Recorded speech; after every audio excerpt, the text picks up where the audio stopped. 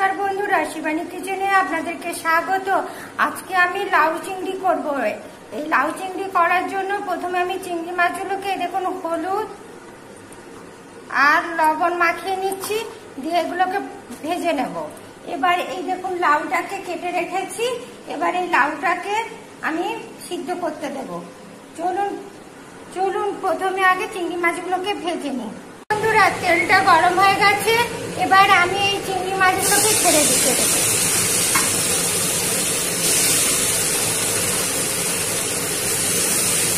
এই দেখুন বন্ধুরা, লাউটা কেটে সিদ্ধ করতে বসিয়ে দিয়েছি।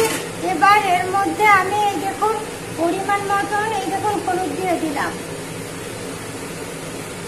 আর এই যে স্বাদ মতন লবণ দিয়ে দিলাম। দিয়ে এটাকে আমি এখন ঢাকা দিয়ে দেবো সিদ্ধ হওয়ার জন্য। দেখুন বন্ধুরা, লাউটা সিদ্ধ হয়ে গেছে, এবার এটাকে আমি নামিয়ে নিচ্ছি।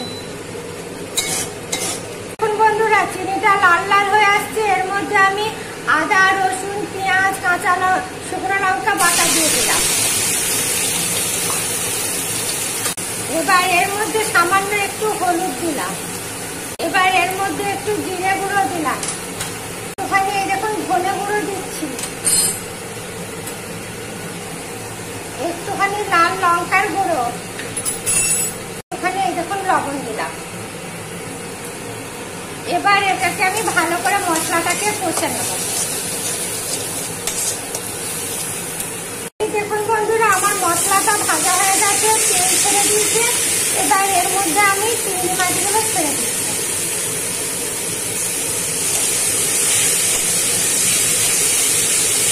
এর মধ্যে আমি লাউ সিদ্ধটা ছেড়ে দিচ্ছি। লাউ সিদ্ধটা ছেড়ে দিলাম। আপনারাও ঠিক এইভাবে লাউ চিংড়ি করবেন, দেখবেন দারুণ খেতে হয়েছে। দেখুন বন্ধুরা, কি দারুণ আমার লাউ চিংড়িটা হয়েছে, দেখেছেন? আপনারাও ঠিক এইভাবে লাউ চিংড়ি করবেন।